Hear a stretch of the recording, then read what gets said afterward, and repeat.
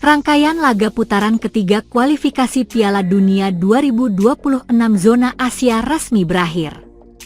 6 negara telah mengamankan tiket langsung ke putaran final, sementara 6 tim lainnya, termasuk Indonesia, masih harus berjuang di babak keempat. 6 tim yang telah lolos langsung ke Piala Dunia adalah Jepang, Iran, Korea Selatan, Uzbekistan, Yordania, dan Australia, usai finish di posisi 1 dan 2 dari masing-masing grup putaran ketiga.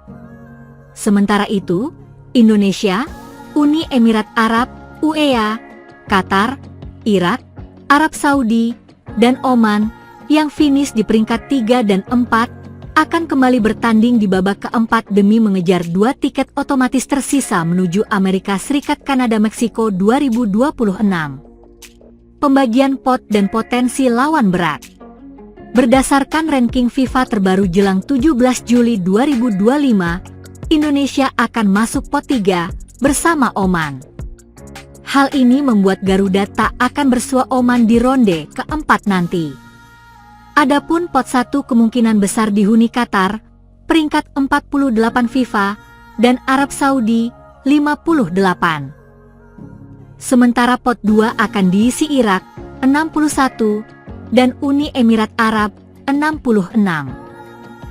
Dengan demikian, Marcelino Ferdinand dan kawan-kawan berpotensi menghadapi kombinasi lawan seperti Qatar dan Irak, atau Arab Saudi dan UEA, tergantung hasil undian. Tak ada aturan yang melarang 2 tim yang sebelumnya satu grup untuk kembali tergabung di fase berikutnya, artinya Indonesia bisa saja kembali bertemu Arab Saudi, tim yang sudah mereka hadapi di babak sebelumnya. Jadwal dan format babak keempat. Undian grup, drawing, babak keempat akan dilakukan pada 17 Juli 2025. Pertandingan sendiri dijadwalkan berlangsung di tempat netral pada 8, 11, dan 14 Oktober 2025. Hingga kini, AFC belum mengumumkan tuan rumah.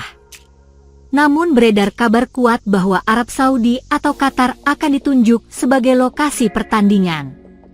Formatnya sederhana, 2 grup berisi masing-masing 3 tim.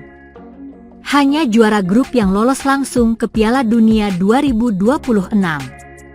Sementara 2 runner-up akan saling berhadapan di ronde kelima untuk memperebutkan 1 tempat ke babak playoff antar benua.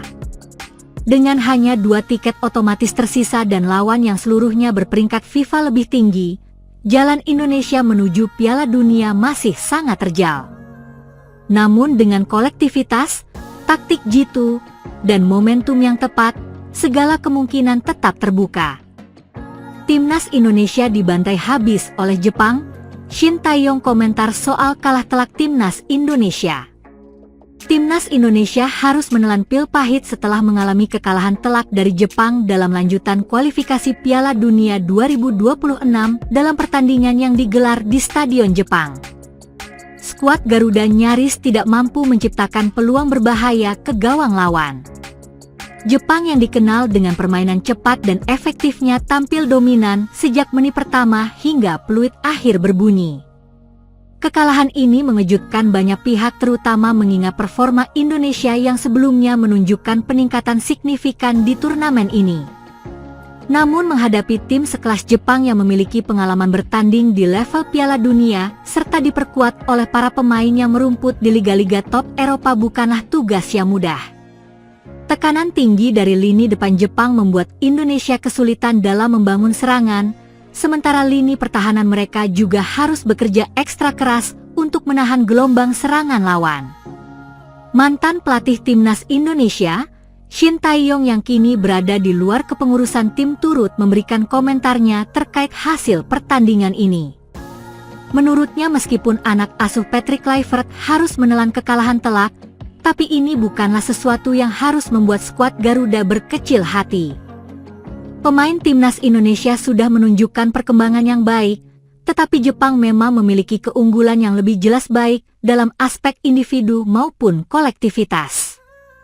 Meski demikian jangan patah semangat, bahkan Jerman yang memiliki sejarah panjang di Piala Dunia pernah kalah dari Jepang suatu saat. Indonesia pasti bisa mengimbangi mereka, saya percaya itu, ujar Shin Tae-yong dalam sebuah wawancara. Komentar Shin Tae-yong ini memberikan dorongan moral bagi para pemain dan pendukung timnas Indonesia. Dia mengingatkan bahwa setiap tim membutuhkan proses panjang untuk mencapai level kompetitif yang lebih tinggi. Jepang sendiri tidak serta-merta menjadi tim tangguh dalam semalam. Mereka melalui proses pembangunan sepak bola yang sistematis selama puluhan tahun. Meski harus menerima kekalahan pahit dari Jepang, Indonesia telah memastikan tempat di babak keempat kualifikasi Piala Dunia 2026, suatu pencapaian yang patut diapresiasi.